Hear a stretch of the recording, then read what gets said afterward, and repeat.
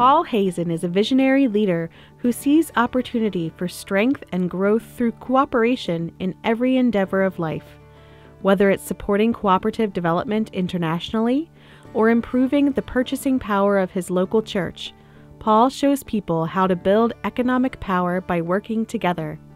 The roots of Paul's faith in the power of cooperation are set deep in the rich collaborative culture of southwestern Wisconsin. Paul's hometown is the village of Wazeeka, named after an indigenous leader of the Kickapoo tribe. In a community of 700 people, where working together is a necessity of life, progress requires cooperation. A sign outside of the local high school says, "It takes a village," a daily reminder of reality in a town so small. In every aspect of life, the spirit of mutual aid that makes the Upper Midwest a vibrant co-op environment helped shape Paul's vision of his future. Whether the project was building a church or improving the high school, he observed neighbors making collective decisions toward a common good. Paul's parents, Leslie and Audrey Hazen, served as leaders in the community and in their church, setting an example for Paul and his two brothers. Leslie Hazen was a volunteer fireman who owned a candy wholesale business. Paul's dad was a member of the Lions Club and the Electric Co-op and served as treasurer of Wazeeka United Methodist Church for 40 years. Paul learned a critical leadership skill from his father: how to identify a person's individual strengths and build on them. Audrey Hazen ran the household while her boys were young and became a medical transcriber when her boys graduated. At Wazeeka High School, Paul was the kid who did everything. He was involved in sports, played in the band, and led the student council. He sang in the church choir, represented his peers on the church council, and even joined the forensics team. With the help of his English teacher, Mrs. Eberly, he learned to speak confidently and argue persuasively. In every pursuit, he followed the example of his parents and his community, stepping in to step up and finding his leadership potential along the way. At the University of Wisconsin, where he studied business and finance, Paul pursued an interest in politics. He volunteered in the campaign office of his local congressman, Al Baldus. For Paul, joining the congressman's staff after graduation in 1978 was the luckiest thing that had ever happened to him. It was through his work with Al Baldus that Paul first engaged with cooperatives, driving his boss to farmer co-op, electric co-op, and credit union meetings. Paul observed that inclusive businesses with a social purpose could thrive, a lesson that guided his career. After leaving his legislative post, Paul returned home to begin his work with cooperatives, first as executive director of Kickapoo Valley Association, a shared services cooperative of 9 municipalities, and later as executive director of Rural Housing, Inc., where he developed co-ops and affordable housing projects.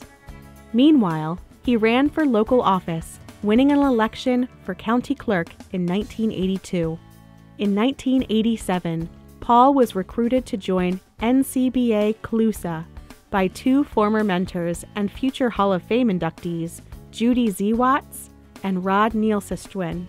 For 25 years, Paul held key positions, including Vice President of Member Services and Director of Consumer Cooperatives, Vice President of Public Policy, and ultimately, Chief Executive Officer. At NCBA CLUSA, Paul focused on 3 major objectives: elevating the co-op model nationally and internationally, strengthening co-op identity, and diversifying co-op leadership. His achievements in all 3 areas left a lasting impact on current co-op culture. A tireless advocate before Congress, Paul helped establish federal legislation promoting rural co-op development. He influenced the formation of a national network of co-op development centers and initiated national research into the impact of co-ops on the U.S. economy. Under his leadership, NCBA CLUSA's cooperative development portfolio grew from $8 million to over $30 million annually. Recognizing an opportunity to build co-op identity on the internet, Paul spearheaded a year-long campaign to obtain a top-level domain for cooperatives. .coop has become a coveted identifier of the co-op advantage worldwide. In his current position as Executive Director of the Overseas Cooperative Development Council, Paul continues to champion and promote effective international cooperative development. Although his work has international impact, Paul looks to exploit the co-op advantage in his local community as well. As the chair of the DC Limited Equity Housing Task Force, he works with the DC City Council, technical assistance providers, limited equity housing experts around the country, and members of the limited equity housing co-ops in DC to provide affordable housing to residents. As his church in Washington, D.C. struggled with high prices for electricity and other needs, Paul organized 12 congregations to aggregate demand and negotiate prices. Later, he pioneered a cooperative solar initiative for nonprofits that secured more than $5 million for members. Participating in a vibrant worship community continues to be central to Paul's life. He attends Foundry United Methodist Church in Washington, D.C. with his partner of 12 years, Martin Rossell. A computer database programmer, Martin is the musical person in their relationship.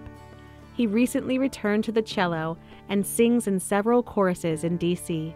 Martin and Paul enjoy cycling the trails near their beach house in Rehoboth, Delaware. Paul is generous with his knowledge and quick to share his expertise. He serves on the boards of Rochdale Capital and the Community Purchasing Alliance Cooperative. Previous board service includes National Cooperative Bank, Capital Impact Partners, International Cooperative Alliance, Consumer Federation of America, and others. Known as a gifted communicator devoted to elevating the cooperative voice domestically and internationally, Paul is a recipient of the Cooperative Communicators Association Communicator of the Year Award. For being a visionary leader, determined to promote the cooperative business model and principles in a world that often dismisses both, we honor Paul Hazen tonight with induction into the Cooperative Hall of Fame.